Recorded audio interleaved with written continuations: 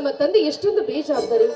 ನಾನಿವತ್ತು ಊರಿಂದ ಬರ್ತೀನಿ ಅಂತ ಹೇಳಿದ್ರು ಕೂಡ ಒಂದು ಕಾರ್ ಕೂಡ ಕಳಿಸಿಲ್ಲ. ಅದು ಅಲ್ಲದೆ ಇದು ಕಂಪ್ಯೂಟರ್ ಯುಗ, ಏನೆಲ್ಲ ಬದಲಾವಣೆಯಾಗಿದೆ. ಆದ್ರೆ ಈ ಊರಿಗೆ ಒಂದು ಬಸ್ ಇಲ್ಲ, ಟ್ರೈನ್ ಇಲ್ಲ. ಇಲ್ಲಿನ ಜನ ಅದು ಹೇಗೆ ಜೀವನ ಮಾಡ್ತಾರೋ ಆ ದೇವರಿಗೆ ಗೊತ್ತು. ಆದ್ರೆ ಒಂದು ಮಾತು ಮಾತ್ರ ಸತ್ಯ, ಇಲ್ಲಿನ ವಾತಾವರಣ, ಈ ಪ್ರಕೃತಿ ಸೌಂದರ್ಯ ನಿಜಕ್ಕೂ ಮನಸ್ಸಿಗೆ ಇಷ್ಟೊಂದು ಸಂತೋಷವನ್ನ ಕೊಡ್ತಾ ಇದೆ.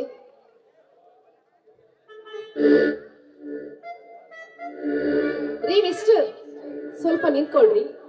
ಅಲ್ಲ ರೀ, ಈ ಲಗೇಜ್ ಹೊತ್ಕೊಂಡು ನಾನು ಎಷ್ಟೆಲ್ಲ ಕಷ್ಟ ಪಡ್ತಾ ಇದ್ದೀನಿ, ಸ್ವಲ್ಪ ಹೆಲ್ಪ್ ಮಾಡ್ಬೇಕು ಅಂತ ಕಾಮನ್ ಸೆನ್ಸ್ ಇಲ್ಲ ನಿಮ್ಗೆ? ಐ ಆಮ್ ಸ್ನೇಹ. ನೋಡಿ, ಈ ಊರಿನ ಆಗರ್ಭ ಶ್ರೀಮಂತ ನಾಗರಾಜನ ಮಗಳು ನಾನು. I am Ravi. ಅಂದ ಹಾಗೆ ಇಷ್ಟು ದಿನ ಕಾಣ್ತಾ ಇದ್ದಿಲ್ವಲ್ಲ?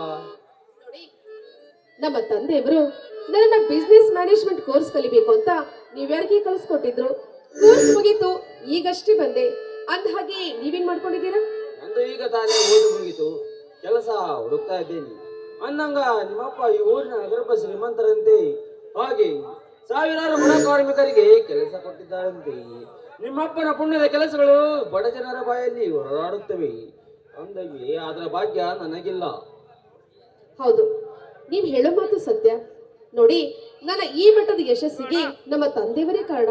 ಇನ್ನು ಅವರು ಮಾಡಿರುವಂತ ಸಾಧನೆಯನ್ನ ನಾವು ಮೆಲುಕು ಹಾಕಿ ನೋಡಿದ್ವಿ ಅಂದ್ರೆ ಅವರು ಸಿಎಂ ಆಗೋದ್ರಲ್ಲಿ ಸಂಶಯನೇ ಇರಲಿಲ್ಲ. ಆದ್ರೆ ಕೆಟ್ಟ ಜನ ಅವರ ನಡವಳಿಕೆಯನ್ನ ಅರ್ಥನೇ ಮಾಡ್ಕೊಳ್ಳಿಲ್ಲ. ನೀವು ಹೇಳೋದನ್ನು ನೋಡಿದರೆ ಹಿಂದೆ ರಾಮಾಯಣ ಕಾಲದಲ್ಲಿ ಶ್ರೀರಾಮಚಂದ್ರನು ಭಕ್ತಿ ಏಳಿಗೆಗೆ ಮುನ್ನುಗ್ಗಿದರೆ, ನಿಮ್ಮ ತಂದೆ ಬಡ ಜನರ ಸೇವೆಗೆ ಅಧಿಕಾರದತ್ತ ಮುನ್ನುಗ್ಗುತ್ತಿದ್ದಾರೆ ಅನ್ನಿ ಸಂಶಯನೇ ಇಲ್ಲ. ಇದೇನು ಮಾತನಾಡ್ತಾ ಹಾಗೆ ನಿಂತ್ಬಿಟ್ವಲ್ಲ, ಬನ್ನಿ ಹೋಗೋಣ.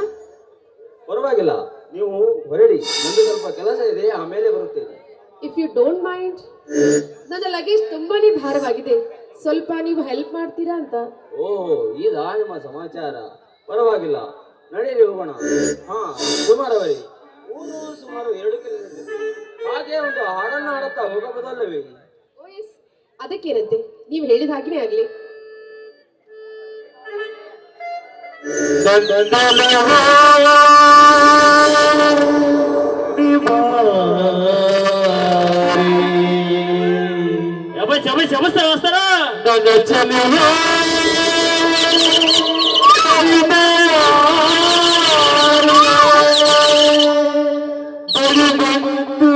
ಸಿಹಿ